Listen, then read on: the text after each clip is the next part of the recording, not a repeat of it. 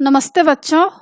आज मैं आप लोगों को क्लास 9 क्षितिज का पाठ साखियाँ कबीरदास जी का यह मैं आपको पढ़ाने जा रही हूँ। इसका MCQ प्रश्नोत्तर जो कि इस बार एग्जाम में आप लोगों को पूछा जाएगा।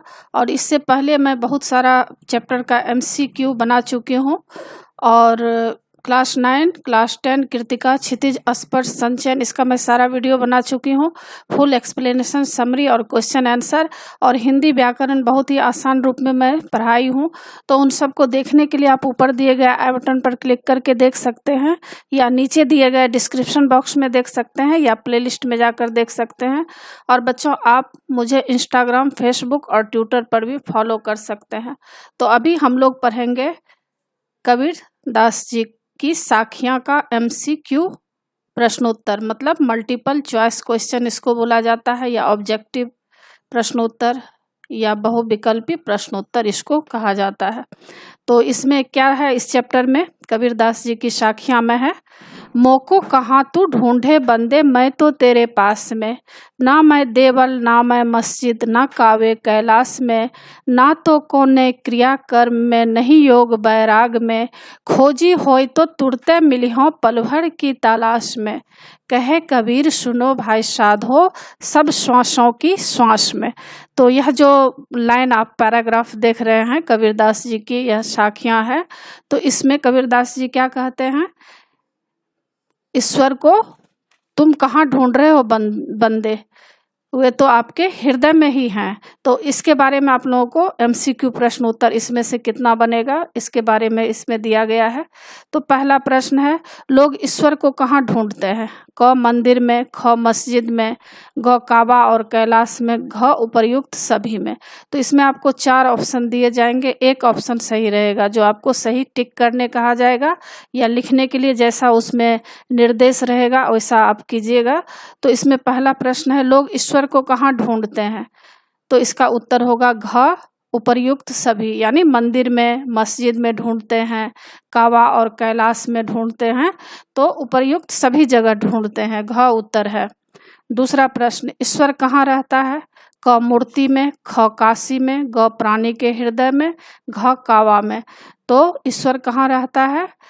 इसका उत्तर है ग प्राणी के हृदय में। तीसरा प्रश्न, हम ईश्वर को क्यों नहीं ढूंढ पाते हैं?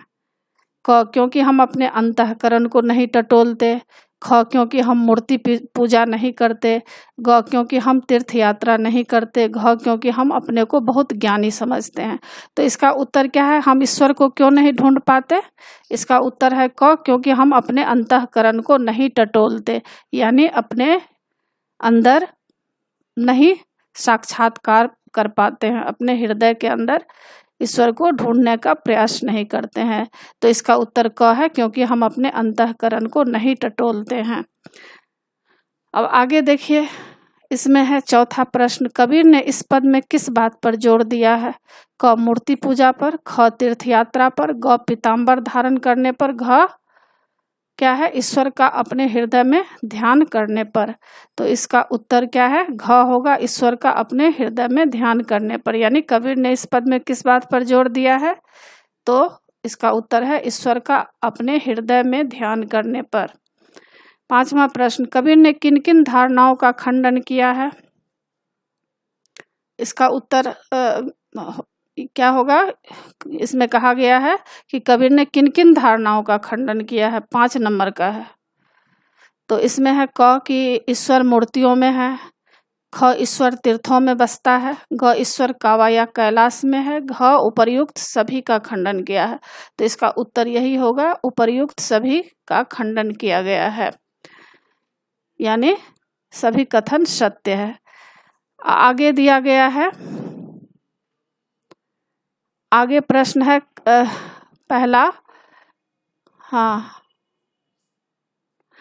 पहला इधर इस तरफ शुरू हो गया है। पहला प्रश्न है, कबीरदास जी का जन्म कब और कहाँ हुआ था? क सन 1393 ईस्वी में वाराणसी में, सन 1453 ईस्वी में प्रयाग में, सन 1393 ईस्वी में मथुरा में और सन 1330 ईस्वी में आगरा में। तो क्या कबीरदास जी का जन्म कब और कहाँ हुआ था? इसका सही उत्तर है क सन 1393 ईस्वी में वाराणसी में। दूसरा प्रश्न है, कबीरदास जी के माता पिता का नाम क्या था?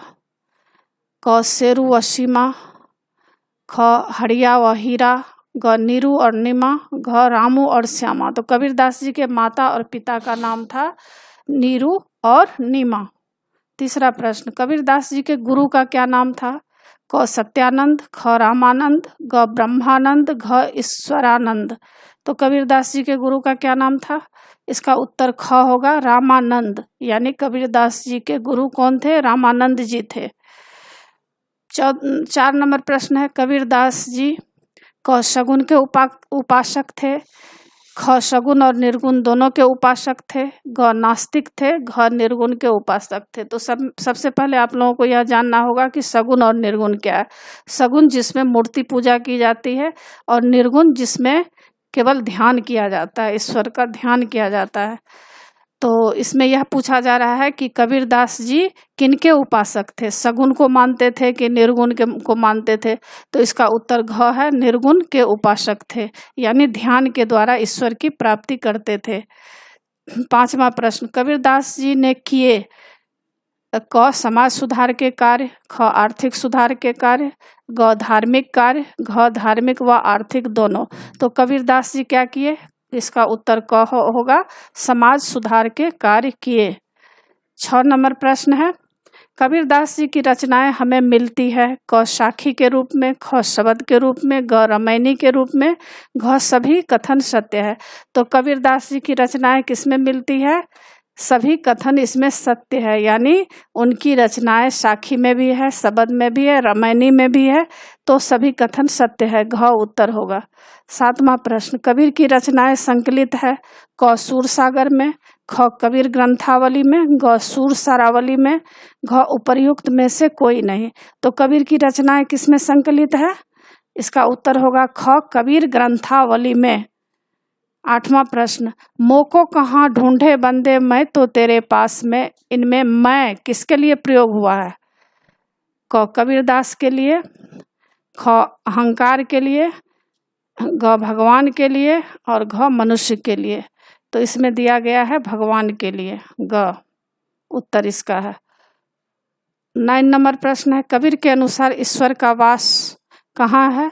क मंदिर में, ख जंगल में, घ प्रत्येक जीव की सांस में या आकाश में। इसका उत्तर होगा घ प्रत्येक जीव की सांस में। यानी कबीर के अनुसार ईश्वर का कहाँ वास है, यानी ईश्वर कहाँ रहते हैं? वे प्रत्येक जीव की सांस में रहते हैं। सांसों के द्वारा सिमरन किया जाता है, ध्यान। जब गुरु से कोई ज्ञान लेते हैं तो उनको बताया जाता है कि किस तरह से सांसों के द्वारा ईश्वर की याद किया जाता है, सुमरन किया जाता है। तो इसका उत्तर है घ प्रत्येक जीव की सांस में। 10 नंबर प्रश्न है, कबीर ने संत के क्या लक्षण बताए हैं?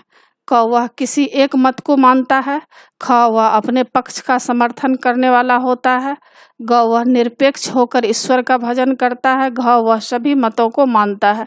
तो कबीर ने संत के क्या लक्षण बताए हैं? इसका उत्तर ग है, वह निरपेक्ष होकर ईश्वर का भजन करता है। 11 नंबर प्रश्न, ज्ञान की आंधी आने पर क्या होता है?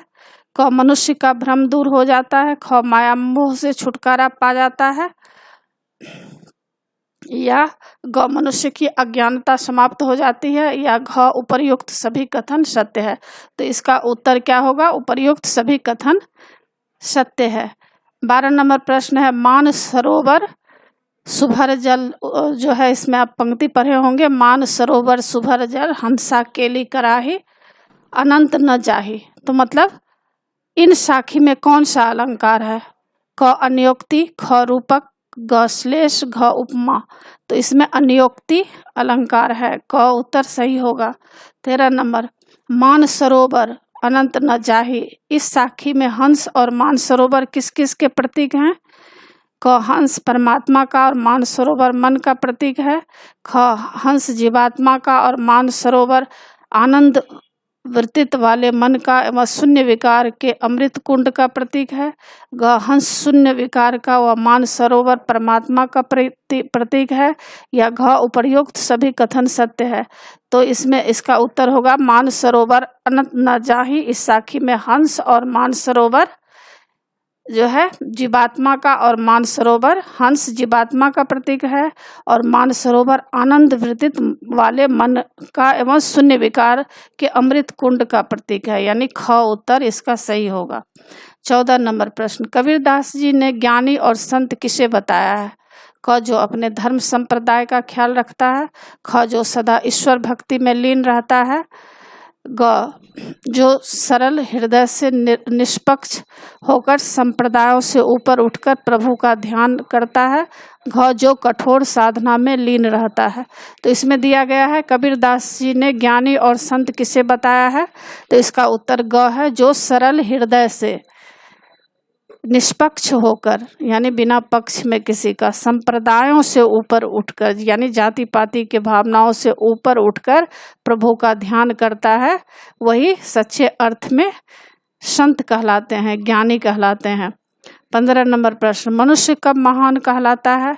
क जब वह ऊंचे कुल में जन्म लेता है, ख जब उसके माँ बाप धनी होते हैं, जब वह अपने धर्म संप्रदाय को बढ़ावा देता है, घ जब उसके कर्म ऊंचे होते हैं। तो इसमें कहा गया है कि मनुष्य कब महान कहलाता है, यानी जब उसके कर्म ऊंचे होते हैं, यानी घ उत्तर सही होगा। यानी इसमें कहा गया है कि मनुष्य कर्म से ही ऊंचे होते हैं, ना कि माँ बाप के धनी होने से या ऊंचे कुल में जन्म लेने से। अगर मनुष्य अच्छा कर्म करता है, अच्छी तरह अपने जीवन यापन करता है, तो वही मनुष्य महान कहलाता है। तो इसका उत्तर क्या होगा? घ होगा। तो इसी के साथ बच्चों पाठ की समाप्ति होती है। इसमें नीचे देखिए उत्तर भी दिया गया है, आप उत्तर मिलान कर सकते हैं इसमें। और इसी के साथ बच्चों पाठ की समाप्ति होती है। आशा है आप लोगों को सारा पाठ अच्छी तरह समझ में आ गया होगा, और आशा है कि आप लोगों को अच्छा मार्क्स आएगा, अच्छी तरह आप तैयार कर लीजिएगा। और बच्चों आप मेरे चैनल देवजी नागरी को सब्सक्राइब कीजिएगा, और सब्सक्राइब के बगल में बेल आइकन बटन है, उसे क्लिक कीजिएगा, ताकि जो भी मैं वीडियो बनाती हूँ वह जल्द से जल्द आप तक पहुँच जाएगा। और शेयर कीजिएगा, लाइक कीजिएगा, और कमेंट्स ज़रूर कीजिएगा कि आपको यह पाठ कैसा लगा। नए पाठ के साथ फिर मैं मिलूँगी बच्चों। धन्यवाद।